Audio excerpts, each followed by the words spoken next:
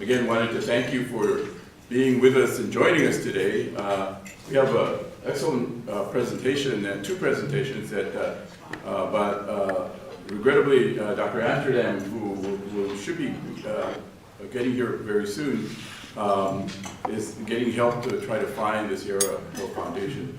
But I wanted to, first of all, open up by saying this is the last meeting, of course, of 2017, but we have a lot of ideas for 2018 and hope that you will continue to join us in the future. I know it's kind of hard in the holidays to come to a meeting like this, but we're glad that you're here. And we wanted to again thank the Sierra Health Foundation for their continued support of holding over 5 years, going to be going into our 6th year of the Capital Region Right Care Initiative. They've been extremely helpful, and I mean, for us to have this venue for this long, I think says a lot to the commitment for this kind of activity around collaboration and all of us in health systems and all of the healthcare environment in the Sacramento region, and how important it is for us to collaborate, which is really the hallmark of this Right Care Initiative. So I wanted to start out first by giving us an opportunity while we wait for Dr. Amsterdam to join us, is that we could start with introductions, and perhaps we could start with Katie, since she's at the head table here, and then we can go around the room so people can know who's here. I'm Katie Weber. I'm getting my MPH at UC Berkeley, and I'm volunteering with Right Care. My name is Kimberly Buss. I'm a family physician, and I'm currently the medical director for the disease management program for Sutter Health System Office. My name is Tim Hurley. I am a clinical pharmacist with Sutter Health Disease Management. I'm Martha Garrity. I work for HealthNet Centene, and I represent Northern California for our Medi-Cal population. And I have a statewide initiative for the cardiovascular health education. Hi, my name is Nancy England. I'm with Blue Shield of California, and I am ACO Program Manager and Pharmacist. I'm Kristen Robinson. I'm from Kaiser Permanente, and I'm the Chief of Chronic Conditions Management.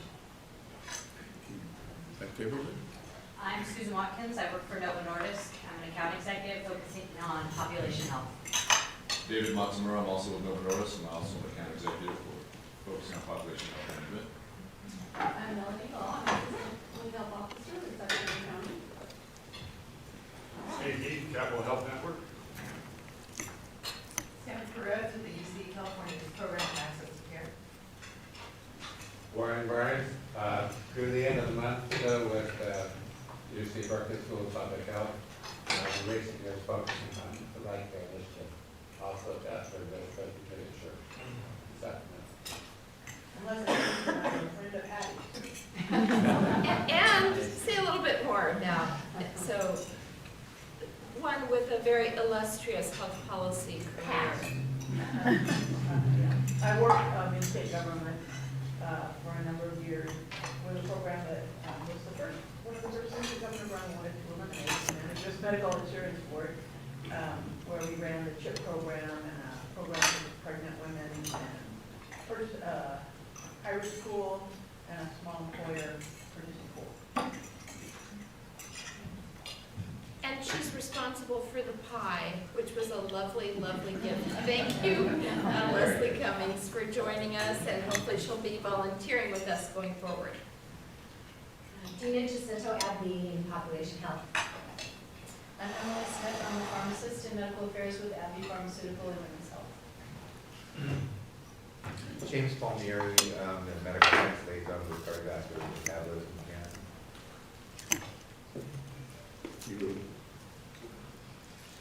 I'm Tim Cutler. I'm actually the supervisor of the Anechoic Clinic, Control Substance and Primary Care Use Davis. I'm Con. I'm a pharmacy resident working at UC. I'm Mick Smith. I'm with the American Heart Rate Association with our quality and systems improvement programs. I'm Joe Sky. I'm a cardiologist at the Air Space. I'm Matt Wanacott, and I retired my uniform a few months ago, and now I'm the medical director up at Barton Health in South Lake Tahoe at the Community Health Center, which is a RAC.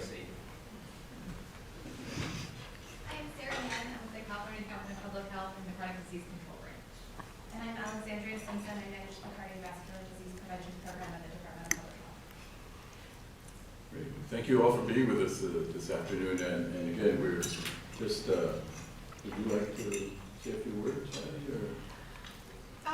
Well, I'd like to say that we are very, very blessed to have many of you coming from great distances today to be with us for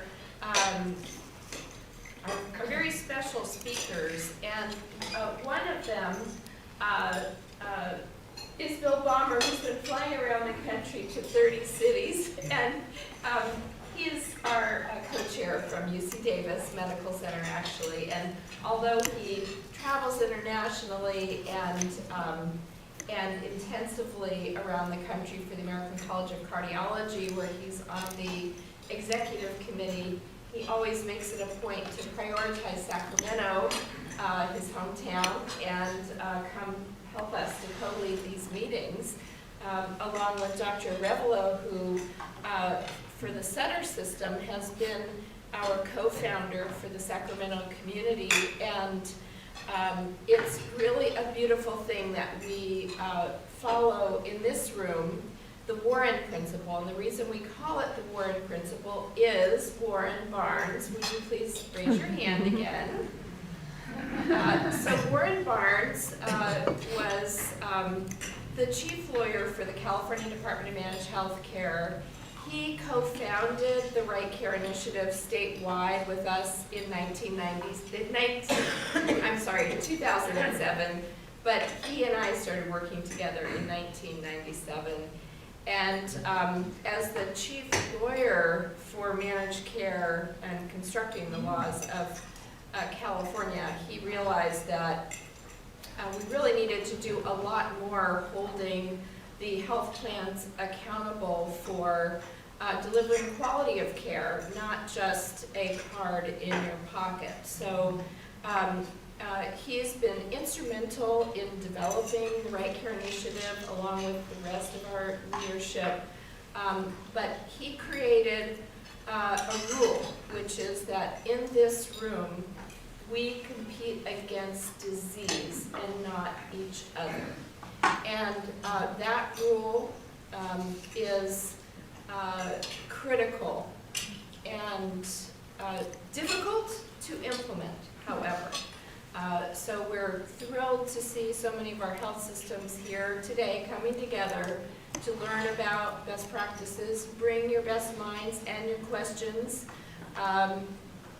to together lower the higher incidence of heart attack, hospitalizations, and death in this community. We know that a very significant percentage of those heart attacks have comorbidity of diabetes, which is often undetected. So one of the things that we want to do going into the new year is to think about how we can all do more to screen the population, to find the vulnerable among us and get them into the systems of care, and also into the social systems of care, which is one of the things that Katie Weber is expert in and helps the Right Care Initiative in connecting to. So we want to do more, not only in screening the unknown vulnerable, like most of you all know that when I was 15 years old, my mother was one of those unknown vulnerables who died on December 19th of a stroke, uncontrolled high blood pressure. So when I see the gold bar charts that we have on the back of the agenda, and I see the patients in the white space. The patients in the white space are family members like mine and yours who, I mean, we all have people in our family that don't like to go to the doctor. They feel fine. Blood pressure is one of those things that is asymptomatic for most people. So I not only come at this work intellectually, but also from the standpoint of thinking of all of the families that we can impact by just getting people into care management. Everyone in this room has wonderful stories to tell and wonderful contributions to bring to reduce this excess burden of cardiovascular disability and death in this community. So I just commend you all for coming together month after month after month. And I want to ask if any of you all want to tell a family story before we introduce Victoria. I would really like Ezra Amsterdam, our cardiology speaker, who is just on cue.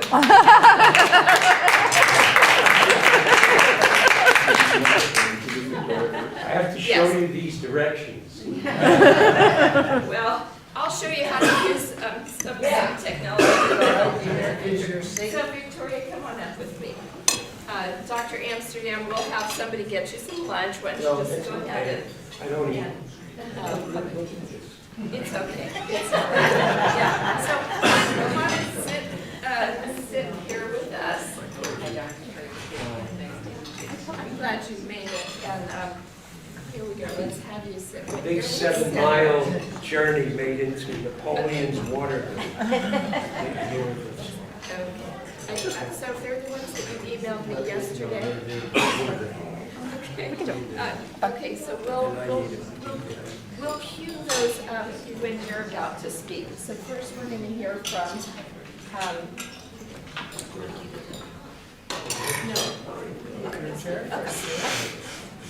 I didn't want to start Victoria's presentation until our chest pain expert arrived, Dr. Ezra Amsterdam. We're thrilled that he's with us here today. And we are so grateful that Victoria Dupuy, who has been here to speak before, drove from San Jose this morning to come talk to us about the why we gather, in a very powerful way that helps us all to get grounded in practically moving forward to find the vulnerable among us that feel invincible. So Victoria is one of the Right Care champions around the state. She travels with me occasionally to Los Angeles as well, and is taking her experience and turning it to the good of the world. So thank you for bringing your light to shine brightly with us today, Victoria.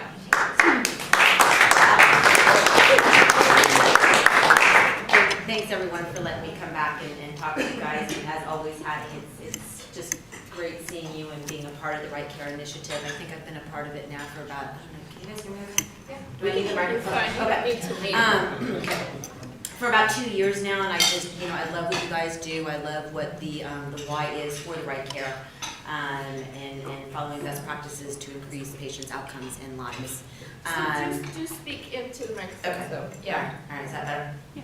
All right. So it's so weird to be up here. This podium never gets easy. I'm the founder of No More Broken Hearts. I started No More Broken Hearts back in September of 2014. After I lost my 46-year-old husband to a heart attack. So this was my husband, Dean. 8 hours before all of our hearts broke, he had done the Muddy Buddy race with our daughter that morning, and he had spent the afternoon with our son, and then he was playing ice hockey. After about being on the ice for about 3 minutes, he collapsed with clenching his chest, and that was about it. I was not at the game, my kids were. And when my daughter called me and said, "Mom, Dad just fell and they're doing CPR and you may want to come to the ice rink." And of course, by the time I got to the ice rink, they had intubated him and took him to ER.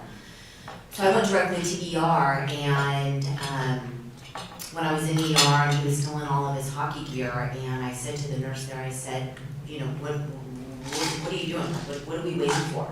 And she said, "Well, we think that your husband had a massive heart attack." And I was like, "What?" I mean, look at him, right? My knowledge of who was at risk for a heart attack was certainly not this man that was laying in the ER, and unfortunately he did not make it.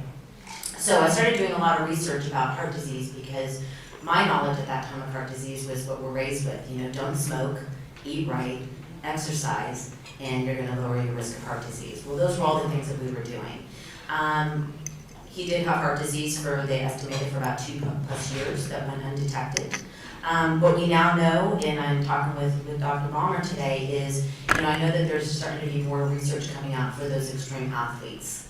That does put them at a higher risk than what I think we thought of even 4 years ago or 10 years ago. He was a hockey player, mountain biker, he ran, he was a runner, he snowboarded, so we did all those exercises. What we don't want people to stop exercising, but I think it's something that, you know, needs to be paid attention to more in your patients if they're avid athletes to maybe get their heart checked out. So I started No More Broken Hearts because what I learned is that there is a simple screening called the coronary artery calcium scan. You guys know that I'm a big advocate of that as just kind of a beginning stage of, are you at risk for a heart attack? You know, do you have heart disease that's already been developed, and can it be treated and can it be managed? So I go around the community and I just raise awareness about this test and just educate people that, you know, you may be 46 years old and doing all the right things, but it doesn't mean that you are not at risk for heart disease, and you should really be, you know, going and talk to your doctor more about it. Recently, I met Dory. So Dory, we do an annual fundraiser in September, and Dory heard about our organization on the radio, which I'm going to share a video with you guys here shortly. And Dory's story is that her husband, Joe, he died in June of this year. She's a lawyer. She'd come home from work in the afternoon because she had not heard from him all day and thought it was very strange. Found him in the bathroom. He was gone, and on his cell phone he was researching chest pains. Again, completely undetected, death certificate. He had an autopsy, he had coronary artery disease and had a plaque rupture, not a rack, but a plaque rupture. This is Dory here, and her stepdaughter, who is 8 years old. Part of her story too, which is just tragic, is she lost twins at 5 months old the month before. So who knows how stress might have played a key role in that for him. But again, I know we're going to be talking about chest pains, but unfortunately both these men had chest pains and didn't make it to the hospital. Also in June was my dear friend Rhonda, who I met the year after my husband died. And her husband was managing his high blood pressure and woke up with chest pains at 1 o'clock in the morning. They did some research. She had a paramedic that lived next door to her. She ran to his house, and before they could even get in the car, he had suffered a massive heart attack. So I'm happy to hear that so much is being done for those that are getting to the hospital with chest pains. But you know, these are 3 men that possibly, maybe those chest pains wouldn't have happened had they known that they even had heart disease. The other reason why I'm a big advocate in coronary artery calcium scans is because for those that are at risk, that have risk factors that they're managing, I have found in the community that it's a big wake-up call for them. A lot of them don't want to do the treatment that is recommended, a lot of times because of pride, or you know, they don't want to change their diet because it takes a lot of work. But when you have a heart scan and you see the disease there and you know you've got the risk factors that are even putting you at a higher risk, it's really amazing how it changes their way of thinking. So I don't know if anybody listens to 101.3 in the morning, Marcus and Sandy show, but Marcus and Sandy were our hosts at our event in September, and they invited me to do a podcast with them. And in the podcast, all right, okay, I need your help. In the podcast, Marcus stated how he's 44 years old, he's been managing his diabetes, he's been managing his high blood pressure, he's never heard about getting any kind of his heart checked out, and so he was on the edge of his seat. He's like, I want to go do this and I want to videotape it. And so this was his results. So Chris Nahara is living his dream of working in Bay Area morning radio at Star 1013. But the funky hours and workload have left their mark. I don't take as good a care of myself as I should. I don't exercise like I should. I eat what I want when I want. I'm trying to be better at it. When No More Broken Hearts told him about the coronary artery calcium test, he jumped at the chance to get the scan. Literally, I found out 2 days ago and I couldn't wait to get in here. I feel like someone my age, about to turn 44, small child who's going to need me, wife who's going to need me. I need to be around. I need to get this test done. He says the test was simple. It only took about 10 minutes to lay down in the MRI machine, have a few electrodes strategically placed, and hold his breath for 30 seconds. The results didn't shock him, but they did give him pause. My heart is not that healthy for someone who is 44 years old. Following the test, Marcus spoke to his cardiologist on the next steps. Immediately, I've dropped red meat and whiskey from my diet. I don't miss it at all. I'm onto a lot of fish. I'm doing a green smoothie every morning. Marcus says peace of mind and the information gleaned has been life-changing. No More Broken Hearts made me aware that that test existed, and then made it so I wanted to take the test. I took the test, now I have this info, and now I have to act.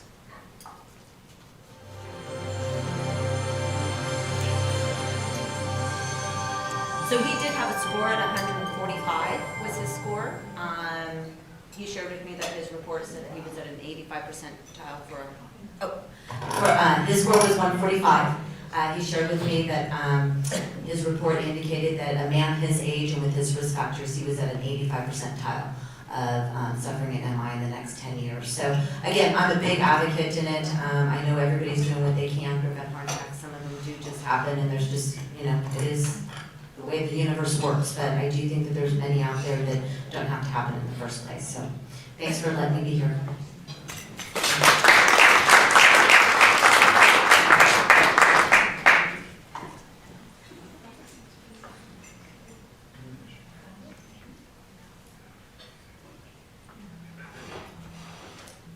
Thank you very much for coming today. This is a very important aspect that we have to deal with. As you saw earlier, acute myocardial infarction and the complications of death can occur. Beginning at 12 o'clock today when we were to start, there have already been 50 heart attacks in the U.S. while you were sitting here.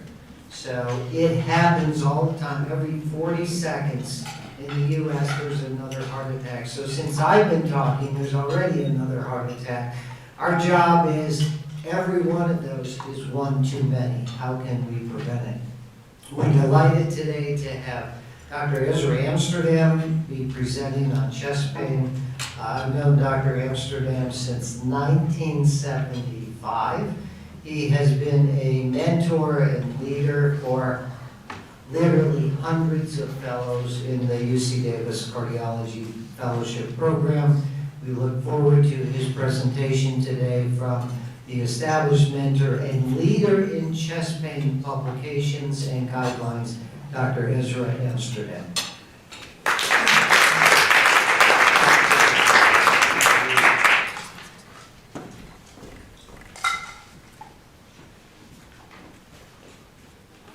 Thanks very much, Bill. Bill is a master in many of the medical things he does. He really brought echocardiography to UC Davis. We have an excellent group now. Excellent people here too, particularly in terms of, as I said to, did you guide me in? No, Hattie. No, Hattie did. You guided me. Guided. Who guided me from the control tower? I started, and then I handed it off to Sierra Health Foundation, and they have my telephone. Hattie kept telling me to look at the map program on your phone.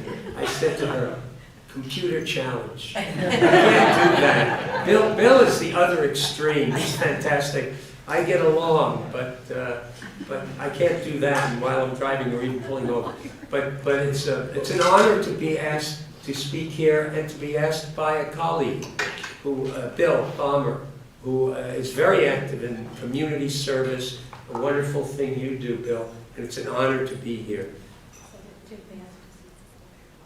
So Dr. Amsterdam has changed his slides a little bit, so the slide deck that we had loaded previously is updated now, and hopefully we have the right deck here. Yes, it looks pretty good. It's what we don't want to see. It's sort of a great segue from the previous speaker